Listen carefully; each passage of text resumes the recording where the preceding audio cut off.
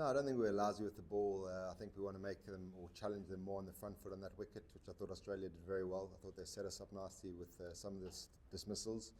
But also don't think 86 for 1 is a true reflection of how we bowled. I thought there were a lot of play and misses, obviously the edge. And we didn't feel a million miles away. You know, I know the score looks like there's a big gap between the two teams, but we still feel we're in the game. And with a few tweaks tomorrow, if we bowl slightly better, we feel like we can get back into the game tomorrow. And the assessment with the bat as well. Yeah, I mean, obviously, to lose a wicket on the first ball sort of sends jitters to the change room, but we recovered very well, and 69 for 1, we probably feel like we've missed a chance there. We also feel with the pink ball, that's the nature of the pink ball. You know, things can happen quickly, things happen in clumps. We lost wickets in clumps, which we wanted to avoid. But also thought Mitchell Starc bowled very well, and there's lessons to be learned from that first innings, so we'll go away and look how we can play better in the second innings.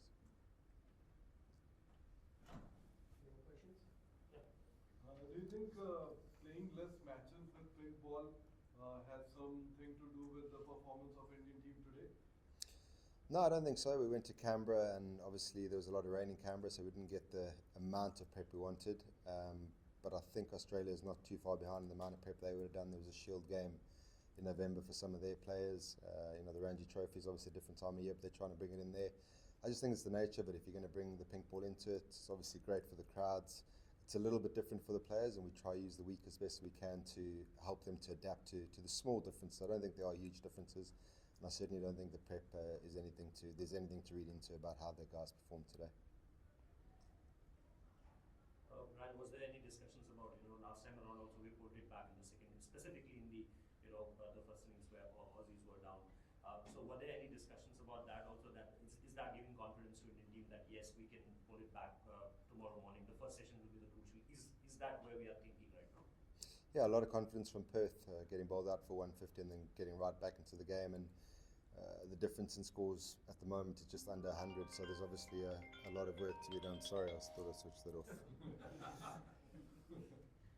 Saw me consciously switch it off when I came in. But yeah, this team also doesn't need the coaches to go into the dressing room and say we need to fight. The guys understand that implicitly, and there's obviously a very proud team who wants to come here and do well. And we feel slightly behind the game now, but there certainly won't be any letting up, and certainly won't be any surrendering.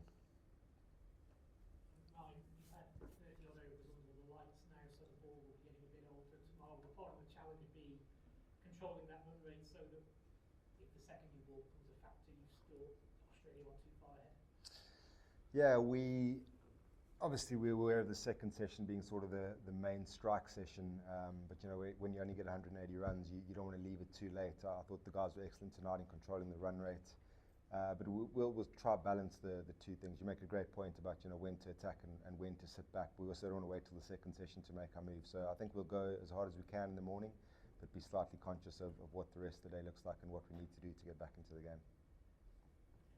Ryan, what is it about pink ball or that Mitchell Starc that makes him so good with pink ball? He's clearly a very good bowler anyway, but why do you think he's had such success with pink ball? I think Ash's dismissal was a very good example of why he's so effective with the pink ball. Someone who presents the seam nicely. He's obviously used that other ball very well in setting up batters, what I spoke about earlier, but I thought Australia set us up nicely. And when the ball swings back to a certain degree, a lesser degree, the batters can generally figure it out. But when you're guessing on both sides, it makes him far more effective. And just the areas he bowled today was superb. And obviously he takes a lot of confidence from the pink ball, having done well in the past.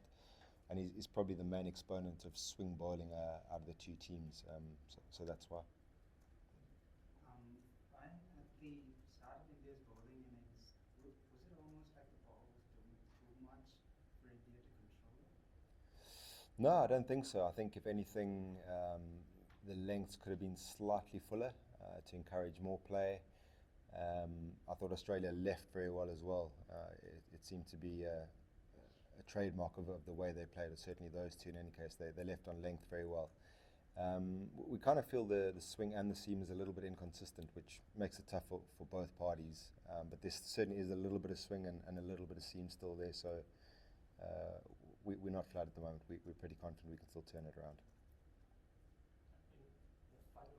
Ryan, this is Nitish Reddy's first over. In the first test match, he played a little cameo, and again today, despite batting lineup running, What do you make of his progress as a young international batsman?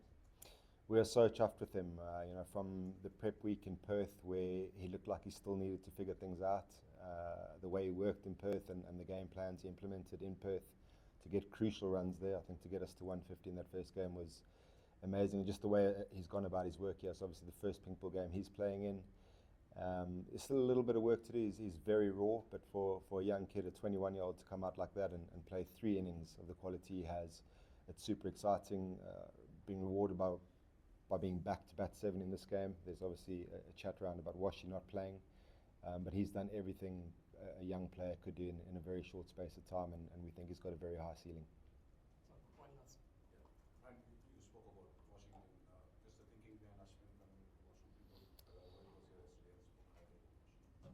Yeah, Washi's again, since he's come into the fold, sort of halfway through that New Zealand series, he hasn't put a foot wrong. I guess thinking going into the last test was we wanted to strengthen the batting, and given what we saw of Nedish in the first test, we kind of thought we'd go with what we perceive to be the guys bowling the best spin at the moment, and we feel Ash is more likely to get wickets in these conditions. When you get the confidence of Nedish batting at 7, it doesn't really matter with Ash batting at 8, and that was the thinking. Not much to choose between them, and we just thought that Ash would be slightly more effective on this wicket. Thank you. Thank you, guys.